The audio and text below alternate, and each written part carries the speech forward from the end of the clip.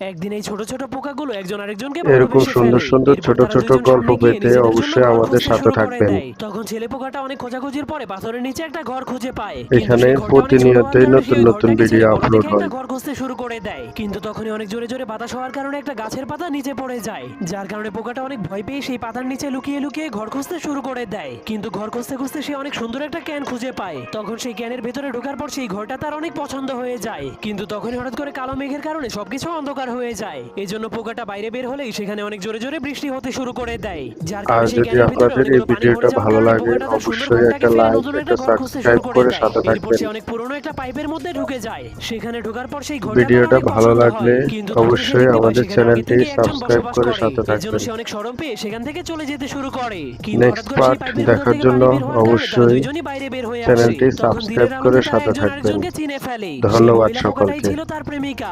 এরপর তারা জঙ্গলের